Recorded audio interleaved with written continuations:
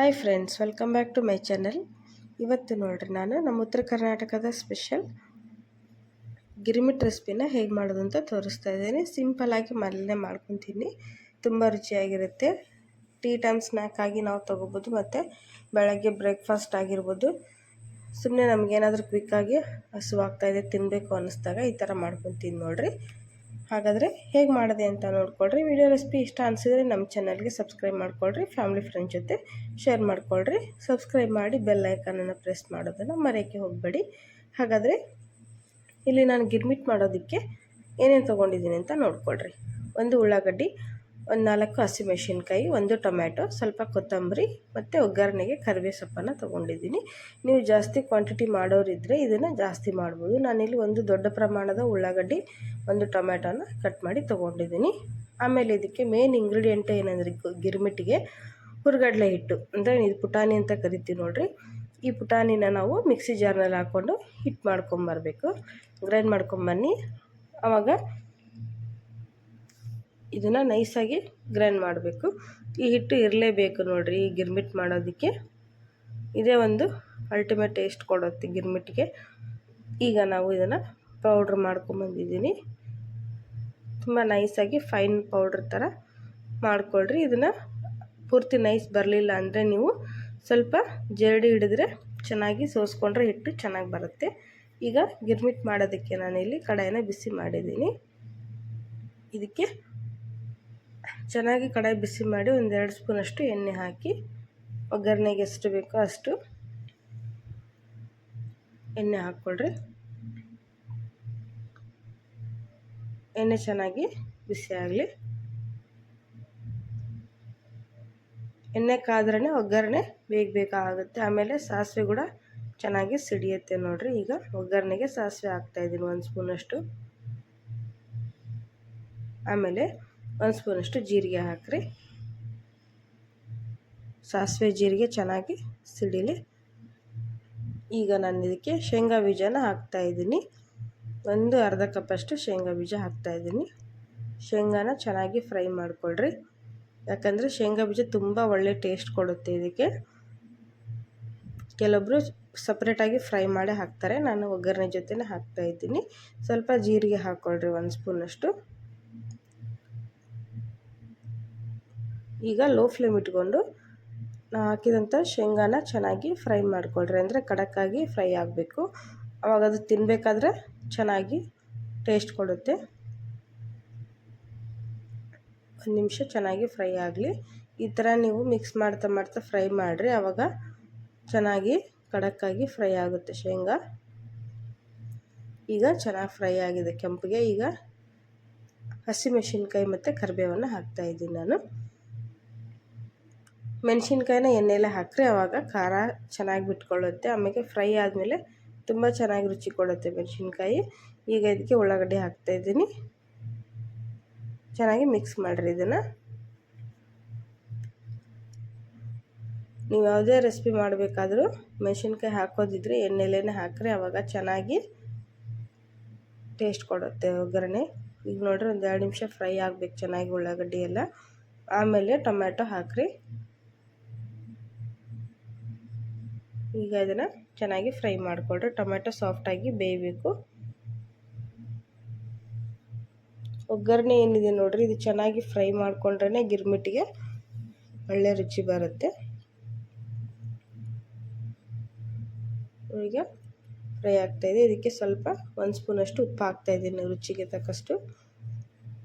ಅಂದರೆ ಉಪ್ಪು ಹಾಕಿದ ಮೇಲೆ ಬೇಗ ಫ್ರೈ ಆಗುತ್ತೆ, ಟೊಮೆಟೊ ಬೇಗ ಸಾಫ್ಟ್ ಆಗುತ್ತೆ ಅಂತ ಹೇಳಿ ಹಾಕಿ ಈಗ ಮತ್ತೆ ಒಂದು ಸ್ವಲ್ಪ ಹೊತ್ತು ಫ್ರೈ ಮಾಡಿರಿ ಚೆನ್ನಾಗಿ. ಆಮೇಲೆ ಇದಕ್ಕೆ ಒಂದು ಅರ್ಧ ಸ್ಪೂನಷ್ಟು ಅರಿಶಿನ ಪುಡಿ ಹಾಕಿ,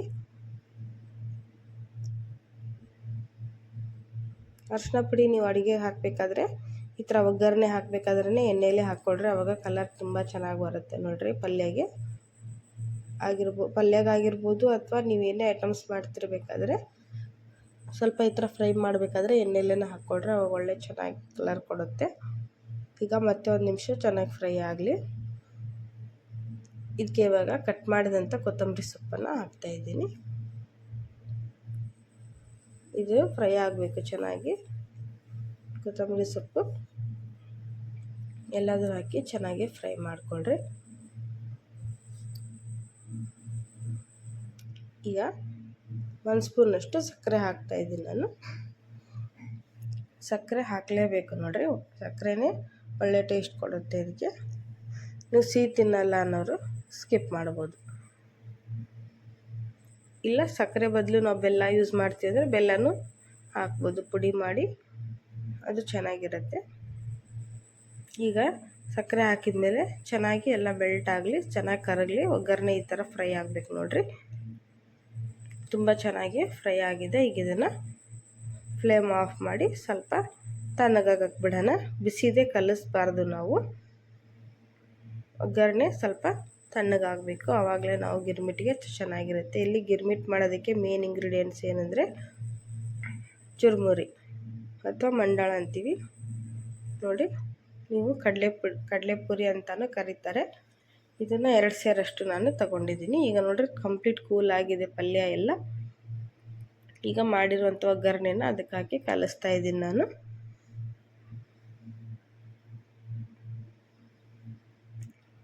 ಬಿಸಿ ಇರುವಾಗ ಯಾಕೆ ಕಲಿಸ್ಬಾರ್ದು ಅಂದರೆ, ನಾವು ಹಾಕಿದಂಥ ಮಂಡಾಳು ಚುರುಮುರಿ ಏನಾಗುತ್ತೆ ಬಿಸಿಗೆ ಸ್ವಲ್ಪ ಮೆತ್ತಗಾಗಿ ಟೇಸ್ಟ್ ಚೆನ್ನಾಗಿ ಬರೋದಿಲ್ಲ.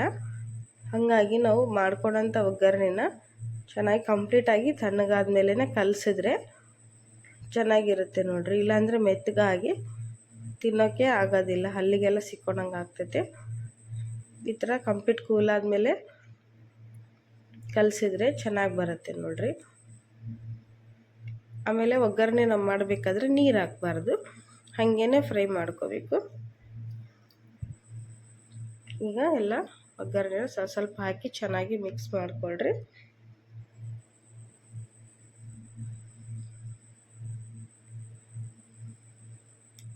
ಎಲ್ಲ ಚುರುಮುರಿಗೆ ಚೆನ್ನಾಗಿ ಒಗ್ಗರಣೆ ಹತ್ತೋ ಥರ ಮಿಕ್ಸ್ ಮಾಡಿರಿ.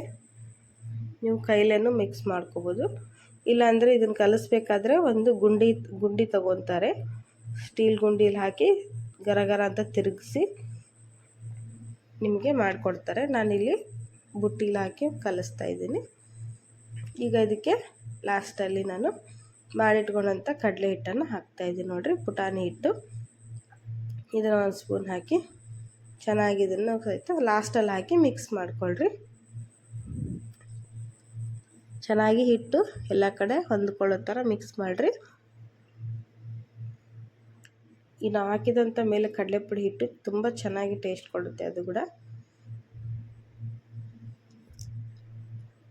ಸರಿಯಾಗಿ ಎಲ್ಲದನ್ನು ಮಿಕ್ಸ್ ಮಾಡಿಕೊಂಡ್ರೆ ಗಿರ್ಮಿಟ್ಟು ರೆಡಿ ಆಯಿತು ನೋಡಿ. ನೀವು ಇದೇ ಥರ ಈಸಿಯಾಗಿ ಮಾಡ್ಕೊತೀನಿ ನೋಡಿರಿ. ಮಕ್ಕಳಿಂದ ಹಿಡಿದು ದೊಡ್ಡವರು ಎಲ್ಲರೂ ಇಷ್ಟಪಡುವಂತಹ ಲೈಟಾಗಿ ಏನಾದರೂ ತಿನ್ನಬೇಕಂದ್ರೆ ಮಾಡ್ಕೊಂಡು ತಿನ್ನುವಂಥ ಗಿರ್ಮಿಟ್ ಮನೆಯಲ್ಲೇ ನೀವು ಈಸಿಯಾಗಿ ಮಾಡ್ಕೊಂಡು ತಿನ್ನು ನೋಡಿರಿ. ಇಲ್ಲಿ ನಾನು ಕಲಸಿ ತೋರಿಸ್ತಾ ಇದ್ದೀನಿ ಹೇಗೆ ಬಂದಿದೆ ಅಂಥೇಳಿ. ಈಗ ಇದನ್ನು ಸರ್ವ್ ಮಾಡೋಣ. ನಾವು ಯಾವುದಾದ್ರೂ ಹೋಟೆಲ್ನಲ್ಲಾಗಲಿ ಅಥವಾ ಸ್ಟ್ರೀಟ್ನಲ್ಲಿ ತಿನ್ನಬೇಕಾದ್ರೂ ಕೂಡ ಇದೇ ರೀತಿ ಮಾಡ್ತಾರೆ. ಇದಕ್ಕೆ ಮೇಲೆ ನಾವು ಎಕ್ಸ್ಟ್ರಾ 1-2 ಐಟಮ್ಸನ್ನು ಹಾಕಬೇಕಾಗುತ್ತೆ. ಈ ಮಾಡಿಟ್ಟಂಥ ಎಲ್ಲ ಗಿರ್ಮಿಟ್ಟನ್ನ ನಾನು ಪ್ಲೇಟಿಗೆ ಹಾಕಿ ಸರ್ವ್ ಮಾಡ್ತಾಯಿದ್ದೀನಿ.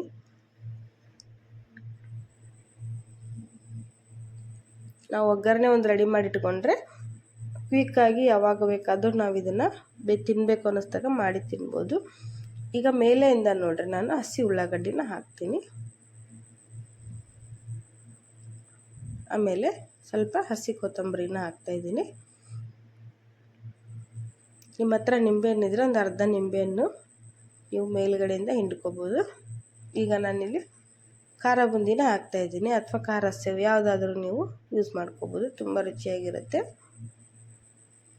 ಇಲ್ಲಿ ಖಾರ ಸೇವನ್ನ ಹಾಕ್ತಾಯಿದ್ದೀನಿ ನೋಡಿರಿ. ಇವಾಗ ರೆಡಿ ಆಯಿತು ಸ್ಟ್ರೀಟ್ ಸ್ಟೈಲ್ ಗಿರ್ಮಿಟ್, ನಮ್ಮ ಉತ್ತರ ಕರ್ನಾಟಕದ ಸ್ಪೆಷಲ್. ನೀವು ಕೂಡ ಈಸಿಯಾಗಿ ಇದೇ ರೀತಿ ಮಾಡ್ಕೊಂಡು ತಿಂದು ನೋಡಿರಿ, ಹೇಗೆ ಬಂತು ಅಂತ ತಿಳಿಸಿ. ನಾನು ಮಾಡುವ ಅಡುಗೆಗಳು ರೆಸಿಪಿಗಳು ನಿಮಗೆ ಇಷ್ಟ ಅನಿಸಿದರೆ ನಾನು ಫಸ್ಟ್ ಹೇಳ್ದಂಗೆ ನಮ್ಮ ಚಾನಲ್ಗೆ ಇನ್ನೂ ಯಾರ್ಯಾರು ಸಬ್ಸ್ಕ್ರೈಬ್ ಮಾಡ್ದೇ ವಿಡಿಯೋ ನೋಡ್ತಿದ್ದೀರಾ ದಯವಿಟ್ಟು ಸಬ್ಸ್ಕ್ರೈಬ್ ಮಾಡಿಕೊಂಡು ವಿಡಿಯೋಗಳನ್ನು ನೋಡಿ. ಮತ್ತು ವಿಡಿಯೋ ಸಬ್ಸ್ಕ್ರೈಬ್ ಮಾಡಿಂದ ಬೆಲ್ ಐಕನನ್ನು ಪ್ರೆಸ್ ಮಾಡೋದನ್ನು ಮರಿಬೇಡಿ. ಯಾಕಂದರೆ ನಾನು ಡೈಲಿ ಹಾಕೋ ವಿಡಿಯೋ ನೋಟಿಫಿಕೇಷನ್ ನಿಮಗೆ ಬರಬೇಕು ಅಂದರೆ ನೀವು ಬೆಲ್ ಐಕನನ್ನು ಪ್ರೆಸ್ ಮಾಡಲೇಬೇಕು. ನೋಡಿಲಿ ಹೇಗಾಗಿದೆ ಅಂತ ತೋರಿಸ್ತಾ ಇದ್ದೀನಿ. ಇಷ್ಟ ಆದರೆ ಲೈಕ್ಸ್ ಆ್ಯಂಡ್ ಶೇರ್.